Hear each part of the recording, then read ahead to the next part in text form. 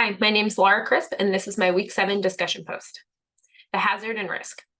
Earthquake scientists have been warning for years the Bay Area of California is overdue for a major earthquake, and many agree there's a 3 out of 4 chance a large earthquake will strike by 2030. This alarming conjecture highlights the need for San Franciscans to be prepared now, as an earthquake can occur at any moment and will happen with little to no notice. San Francisco Department of Emergency Management is acting now to message the appropriate guiding behaviors residents should take to prepare themselves and their families for when the big one strikes. This message is extremely important as a large earthquake is a low-frequency, high-risk event. The last earthquake to strike the city was the Loma Prieta earthquake in 1989, meaning the likelihood residents are actively engaged in preparedness activities is low because people may not remember, have been alive, or have been living in the area to witness the devastation the earthquake brought to the city. The San Andreas, Hayward, and Calaveras faults pose a major earthquake risk to San Francisco. San Francisco is built on soil that is susceptible to liquefaction during an earthquake, meaning the soil will act like liquid, causing more severe structural insecurity of buildings and increased risk of landslides. While earthquake retrofitting standards have been significantly improved in the years since the Loma Prieta earthquake, it is still likely to have significant damage during a large earthquake. The initial earthquake and aftershock will put lives in immediate danger, and current codes only require skyscrapers to have a 90% chance of avoiding collapse during a large quake. Significant property damage is expected, and infrastructure such as water and sewer lines are at extreme risk of failure, which would make the densely populated city extremely difficult to live in during reconstruction. It is estimated only 10% of residents have earthquake insurance, which could make the financial cost to rebuild unattainable for many residents, especially with such a large amount of the population living in low-income households. The purpose of the communication plan.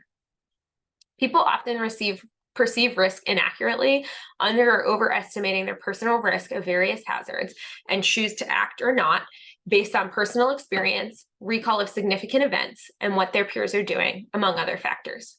Awareness of risk perceptions in the community regarding a specific hazard allows risk communicators to design messaging to clarify misconceptions about hazards, risks, and appropriate action. Risk communication plans should also have specific goals for each phase of the disaster cycle based on the desired outcomes, including raising awareness and guiding behavior to encourage preparedness and mitigation ahead of disaster, guiding the response behavior and issuing warnings when a disaster is imminent or in progress to save lives, and guiding recovery behavior after disaster to improve recovery outcomes. By developing a specific goal, objectives of the larger goal, and recognizing challenges to achieve the goal, identifying specific intended audience and trusted messengers and community partners, a communication strategy and message can be effectively developed. Strategy and implementation. The strategy for disseminating earthquake risk information includes tailoring messages to appeal to each target audience's unique questions and needs, partnering with trusted messengers from each community to distribute messaging, boost credibility, and facilitate action, and leverage various forms of media and social media to target each audience's preferred communication methods. Using the CIRC and CAUSE models discussed in detail in the next section, emergency managers can develop messaging that is culturally competent and promotes trust and action among the audience. The objective of this risk communication is to improve audience understanding of evidence-based earthquake preparedness methods, offer actionable steps the audience can take to prepare individually, their families, and their workplaces with tailored suggestions for unique needs of each audience, and to inspire preparedness actions now. Best practices. The Crisis and Emergency Risk Communication, CIRC model, is used to simplify messaging into 6 key principles. Be first.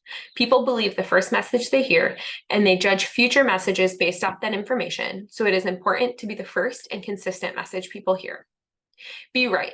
Share correct information and promote trust. Be credible.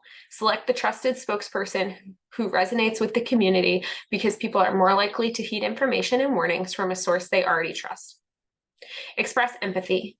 Demonstrate compassion and validate how the public is feeling. If they don't know we care, they don't care what we know. Promote action. Give people clear, concise, and actionable instructions so they can focus on productive action that is beneficial personally and to the community. Respect for everyone, including language, culture, and beliefs, which contributes to developing and maintaining trust and credibility in the eyes of the public. Messaging using the CIRC model leverages trusted messengers to deliver correct, actionable risk information in a timely manner, emphasizing the need for empathy and respect to effectively reach the audience and inspire action. The CAUSE model creates risk information goals that build audiences' confidence in the communicator, create awareness of potential dangers, increase understanding of the potential dangers, gain the audience's satisfaction with proposed solutions, and motivate enactment of solutions among audience members. This principle is like the CIRC model. Both focus on gaining and maintaining trust by offering correct communication that inspires action and gives people a sense of control over the risk. These methods are leveraged in the risk communication strategy to ensure effective, culturally competent, and actionable messages are delivered to the selected audience using a variety of sources, including locally trusted messengers. The SALT framework consists of strategy, take stock by leveraging knowledge, establish goals, set objectives, choose platforms, and match tactics to the audience. Action, considering a variety of factors that affect the uptake of the message, including hazard, relationship between the messenger and the audience variables, and messenger individual factors. Learning, evaluate the effectiveness of the risk message, and tools to support developing a strategy and effective evaluation. This method is unique from the CIRC and CAUSE models because it factors in evaluating message effectiveness, which should be leveraged to ensure messaging is reaching the intended audience and inspiring action. Success measures. Success will be measured using the reflective practice, including focus groups, surveys, individual interviews, and after-action reports for each targeted key message. These insights should be leveraged to tailor future messages more effectively. Thank you.